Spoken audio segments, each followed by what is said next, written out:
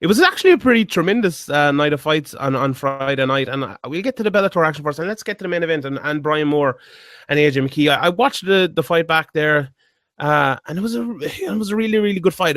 We were talking last week about how we thought AJ McKee would win this because maybe he's a little bit better than Brian Moore in all facets of the game, but we knew Brian Moore was very good. Josh Gross put out a tweet about it, and I was like, Brian Moore is no easy fight for anyone. And it turned out that way. I think this was a coming of age moment for Brian Moore. I was talking to someone from Bellator afterwards and said they were telling me how they're really, really high on Brian Moore after this.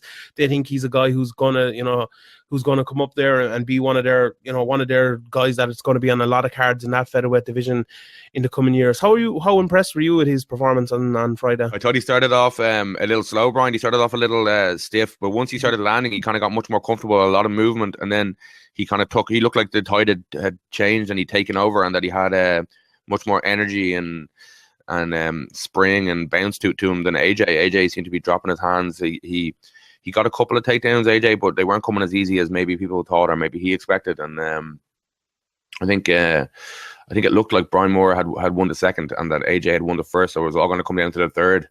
And then in fairness to AJ, he got a nice quick knockdown in the third, and he pounced on it, and he locked in the choke, and I think Brian Moore was about to go out, but the ref stopped it before the tap. But I don't think there was many complaints because I think it was just like literally another.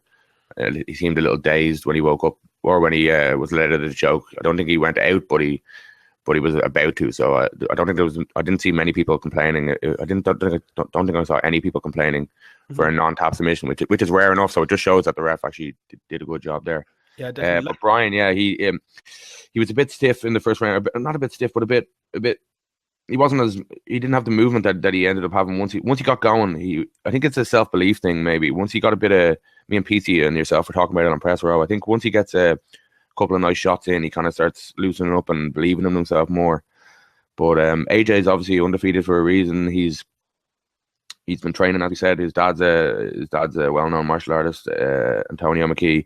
So he's been training since he was a kid. AJ has, and fair play to him. Like, it was a hostile crowd as well, which it seemed to. He said he didn't get an adrenaline dump, but he seemed to get more tired than he ever has before. So maybe he was going all out for that modified guillotine that Brian did really, really well to survive in the first round.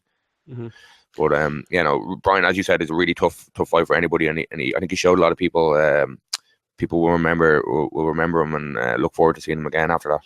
Yeah, I think it's like it. I've said it. I think I said it last week, and it's one of the things I'll say. Like, it's a sign of a champion when you are put in a tough situation like that, and you can come back and win like AJ McKee did. He obviously caught him with a beautiful hook in the third round, put him down, and then was able to choke him out. Brian was hurt as well, I think, in the first round, and he survived it very well. He obviously got into the guillotine as well in the first round, and in the second round he kind of took over. As you said, AJ began to look very tired, and Brian put the pace on him. He hit him with one very hard shot at one stage, and it looked like going into the third that it was Brian Moore's fight, and he kind of came in, with his hands down a little bit, got caught.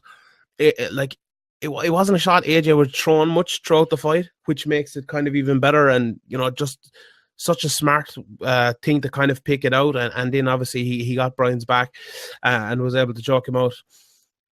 Brian Moore, as I said, I think he's a lot more fights in Bellator. I don't think Bellator are going to be releasing him or anything. I definitely think if he I'm sure he'll continue to fight. I think he's going to climb through those ranks in Bellator, and I really, really rate Brian Moore, and I have for a while, and I think he's going to have some good fights in Bellator. But Sinead Cavan obviously came back from her last two defeats to win, as Charlie Ward, as well, as we were saying there earlier, and Kimbo Slice Jr. was on the card as well. Baby Slice, Paul Redmond as well on the Bellator card. What stood out for you there? Paul Redmond, that was a pretty good fight, 3 rounds. He looked he looked fantastic again after, 2 or 3 weeks ago he fought in KSW. The first round was a bit strange with the basically they traded 1 or 2 strikes each, and then Redzer went for the takedown, ended up in a guillotine attempt for about 4.5 minutes, and that was the end of the round. It was kind of literally the same position, and I think was it all three judges gave it 10-10, did they? No, 29-27. So no, I think Yeah, no. I'm not sure actually. Oh, We'll have to check 29, that. But 27. That means there's one. it No, was there's a one strange 10-8 first round. round where it was hard to know how to score. But then the Reds took over from there. I think No, they all the gave it cardio. to no, they all gave it to Dos Santos, and then Reds had one 10-8 round as well, I think. Oh, okay, Yeah, yeah. that's it. Well, yeah, I think he gassed himself out going for that guillotine for so long. He looked very shiny and sweaty afterwards, and Reds kind of took over. He did well to survive as well. A couple of times there was some heavy ground and pound coming down, and it looked like the ref was getting close, but he managed to just improve his position or defend himself just in time to stay in the fight. So yeah, Sinead fight as well. She basically was pretty much the first exchange. It was similar enough, the ending to the, what was the fight where we filmed the Fighting Irish? I think it was Sinead's pro debut, and she countered a spinning back fist and kind of sprawled and landed some hammer fist ground and pound for the finish, and it was similar enough to that. So yeah, that was a good win for Sinead after a tough decision loss in her last one.